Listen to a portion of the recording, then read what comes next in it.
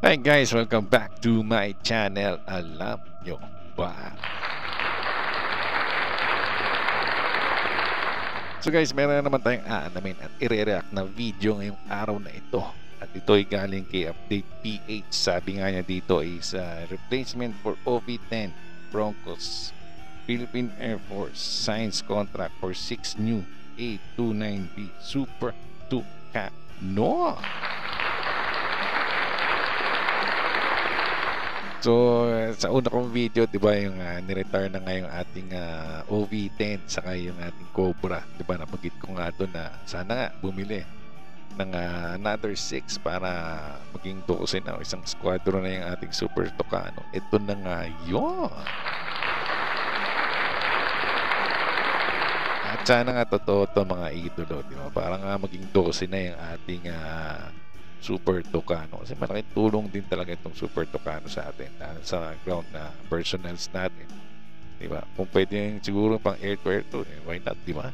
Pero yun nga, lahat naman na possible no makakatulong sa ating military, importante at kailangan talaga nating bilhin, di ba? At nasubukan din naman ito nung panahon siguro nung ewan ko lang kung nagamit to nung panahon ng Marawi Siege, if I'm not mistaken, parang hindi yata. So correct me if I'm wrong guys. So pero at least, di ba, parang fit siya sa ating Philippine Air Force, di ba? Kaya siguro nawala ang ating connection. Wait lang po mga idolo. So yun, nagbabalik nga tayo. Ano nga ba yung sinasabi ko kanina? Nawala na rin ito. Yun nga, parang subok nga itong ating Super Tucano. Hindi naman siguro dadagdagan ng ating Super Tucano kung hindi na impress o hindi na babagay sa fleet ng Philippine Air Force itong Super Tucano, diba? Kaya at dadagdagan pa, kaya mas ma-okay na rin yun na yun nga, yung mga nasubukan na natin at subok na ng ating Philippine Air Force ay madadagdagan din. Lahat naman ng possible o mabibili ng ating armed forces yun naman sa tingin nila, o hindi naman sa tingin, di ba?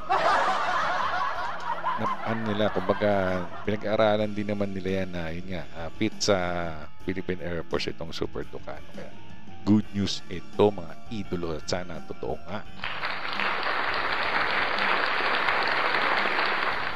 Nakalagay naman na dito signed contract science contract, diba? For 6 new A29B Super Tucano, mga idolo. Kaya totoo na nga to.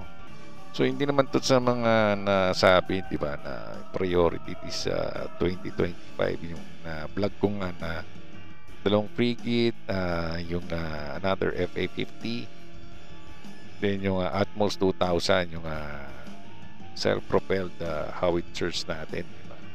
Kaya magandang balita nito na siguro ito yung sa mga nabibilang sa mga potential na itatagtag na bibilhin ng ating government o ng ating Department of National Defense, di ba? Kaya magandang balita talaga ito kung talagang science contract for 6 new A29B Super Tucano. Wow!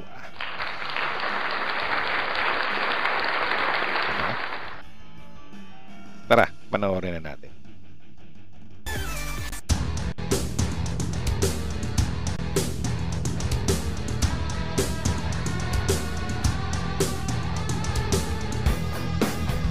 Brazilian aircraft manufacturer Embraer recently announced that it has received an order for an undisclosed number of A29B Super Tucano light attack and advanced trainer aircraft from an unidentified customer. According to Embraer, the deliveries for this new order are expected to take place by 2026. While the details of the purchasing country were not disclosed, there is growing speculation that this could be linked to the Philippine Air Force, PAF. This announcement aligns closely with the statement made by Philippine Air Force Commanding General Lieutenant General Arthur Cordora during the decommissioning ceremony for the OV-10 Bronco and AH-1S Cobra fleets earlier this year. In his address, Lieutenant General Cordora confirmed that a contract for 6 additional A29B Super Tucano aircraft had recently been signed with Embraer. The acquisition is said to serve as the direct Maganda yun kasi sa 2026, di ba? Parang isang taon na lang hihintayin din natin kasi 2025 na eh. Diba? Siguro ito yung mga first batch o ano, hindi naman siguro lahat madi-deliver lahat yan. Kung lahat madi-deliver, much better, di ba? Mga anim. Kasi katulad naman nung nakaraan eh, hindi naman lahat na-deliver ko. Baka, hindi ko alam kung yung third batch or yung second batch na. Tatlo-tatlo, dalawa-dalawa. Pero at least, di ba? Totoo na to, siguro talagang totoo na to. Ay nga, matadagdagan pa ng another 6 ang ating Super Tucano. Di ba? Yun. direct replacement for the outgoing fleet of OV-10 Broncos, which have been a vital component of the PAF's light attack and counterinsurgency operations for decades. The Super Tucano, renowned for its versatility, durability, and proven performance in light attack and advanced training roles, has already proven its value in the Philippine setting. The PAF's current fleet of 6 A-29B Super Tucanos has been actively utilized since its delivery in 2020 under Horizon 2 of the Revised Armed Forces of the Philippines Modernization Program, RAFPMP. These aircraft have been instrumental in various missions, including counterinsurgency operations, maritime patrols, and pilot training. While the news of the additional order is certainly welcome, questions remain regarding how this acquisition will be funded, as it appears to deviate from the usual planning and budgetary frameworks under the RAFPMP. Yun nga eh, di ba? Parang hindi naman siya na kasama sa budget. Diba? At priority or potential na bibilin ng Department of National Defense, di ba? Siguro kung kompleto siguro yung ano yun, yung budget nun, di ba? Hindi tinapyas o hindi sobrang binawasan, di ba? So hindi natin mako-question kung saan manggagaling yung ano, yung payment niya. Yung saan nga ba manggagaling yung payment niya? Di ba? Kung hindi siya nabibilang dun sa priority na ibibilin ngayong 2025, di ba? Pero kung totoo man yan na nagkaroon na ng contract signing, siguro may pagkukuhanan sila ng budget, di ba? Ang importante naman madagdagan yung ating asset for our Philippine Air Force, di ba? Yun naman importante talaga. Based on the RAFPMP FY 2025 proposal, the procurement of additional A-29B units was not explicitly listed among the funded projects. Oo nga. Furthermore, it does not appear to be part of the Horizon 3 procurement plan, which had initially indicated a requirement for 12 to 18 units of light attack aircraft to replace the OV-10 fleet in its entirety. Instead, analysts suggest that the deal may have been funded through the PAF's capital outlay allocation. This approach could explain why the current order is for only 6 units, which is significantly fewer than the number outlined in the original Horizon 3 plan. Alternatively, the order may fall under the Trainer Aircraft Acquisition Project of the PAF, a Horizon 2 priority phase initiative aimed at acquiring advanced trainers for pilot proficiency development. Embraer's statement, which highlights the procurement as part of an advanced trainer role, lends further weight to this theory. Another possibility is that the procurement was made outside the regular RAFPMP process, potentially under a separate funding mechanism or an accelerated procurement initiative. This approach may have been taken to address the immediate need to replace the aging OV-10s, given their increasing maintenance challenges and operational limitations. The additional A-29B Super Tucano aircraft are expected to enhance the PAF's capabilities in several key areas. These include close air support for ground troops, counterinsurgency operations, border and maritime patrols, and pilot training for advanced combat and light attack missions. The aircraft's rugged design and adaptability make it an ideal platform for the Philippines' diverse and challenging operational environments, particularly in addressing threats in remote areas and the country's maritime territories. This acquisition also reflects the PAF's broader effort to Pero kung titignan mo, no, diba? Parang World War II pa yung aeroplanong yan. Pero yun talaga, kaya kung ano yung fit sa atin at magagamit natin sa trainer aircraft katulad niyan, di ba? Kumbaga start muna tayo sa hindi naman basic, kumbaga, di ba? Kaysa naman mag-acquire tayo agad ng mga super high-tech na mga fighter jet. At least yan napapractice na yung ating mga piloto, di ba?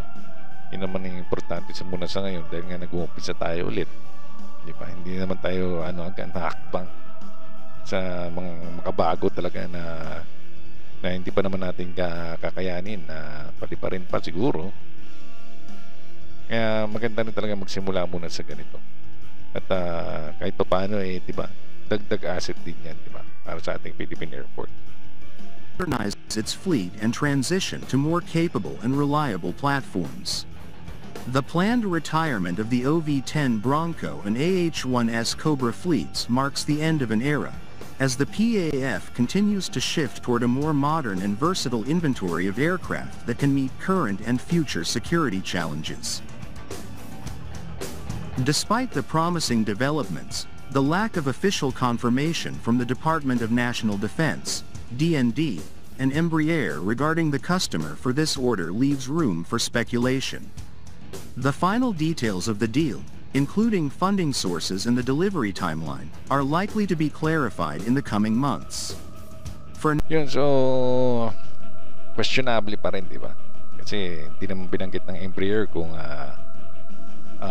sinong bansa o anong bansa ang nag-order sa kanila at pwede man nila ma-deliver sa 2026, di ba? Kasi nga questionable nga yan dahil nga sa funding ng ating Department of National Defense nga. Kasi nga dahil nga medyo tight ang budget natin, hindi naman siya nasama sa potential at sa priority na ipo-procure ng ating military, di ba? Kaya medyo yun nga, kaya nga yan, questionable pa. Siguro abang-abangan din natin talaga yung balita regarding dito sa Super Tucano. Pero kung totoo man talaga na nagkaroon na ng signing contract para bumili ng 6, pero alam ko nga mas marami pa ang dapat na bibilhin. Parang 12 ata para maging 18 ating Super Tucano, pero nga dahil sa tight yung budget, siguro pinagkasya nila na muna sa 6, and in the future siguro saka nila dadagdagan. Pero yun nga, questionable pa nga yan kasi nga hindi nga siya kasama sa priority at sa mga potential na bibilihin ng ating ng government natin, di ba? Para sa ating armed forces of the Philippines natin, di ba? Kaya abang-abangan na lang din natin yung next na balita regarding dito kung totoo. Now, the announcement Mapapalaban ka sa yan mga idolo, post muna natin. So yun, nagbabalik tayo. PAF's ongoing modernization efforts as the country continues to strengthen its air power capabilities to meet the evolving demands of national defense and security. As more information becomes available, defense analysts and enthusiasts will be closely watching how this acquisition fits into the broader scope of the...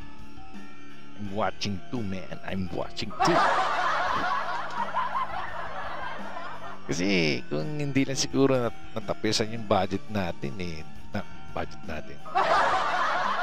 budget ng ating military, walang question sa ating sa utak natin. Saan manggagaling yung pambili dyan, di ba?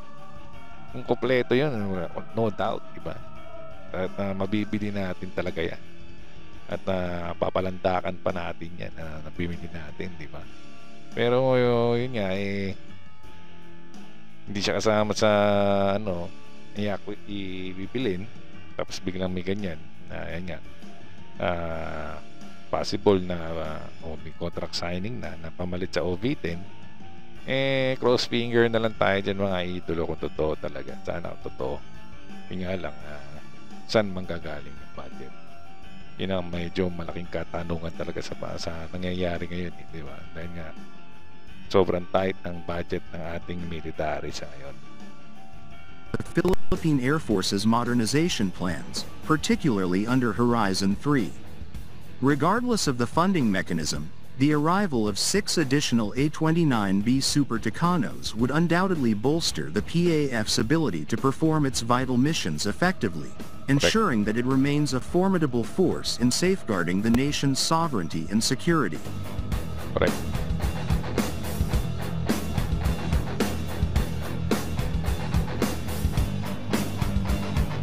So yun guys, no? Abang-abangan din na lang natin ulit, no? Kung may additional na news regarding dito at babalikan din talaga natin doon. Aabangan din natin talaga to kung totoo at nagkaroon talaga ng contract signing, di ba? At madi-deliver to sa 2026, di ba? Lagi lang tayo sa good news muna tayo. Cross finger lang talaga tayo. Pero kung hindi mangyari, wala naman tayo talaga magagawa, di ba? Ganun talaga.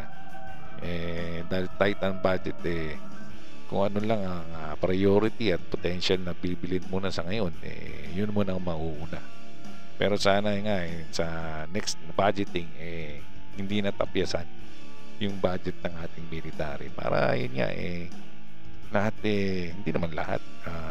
Kumbaga, I mean, yung mga kinakailangan talaga natin na priority para sa ating military, mabibili natin agad without questions, di ba?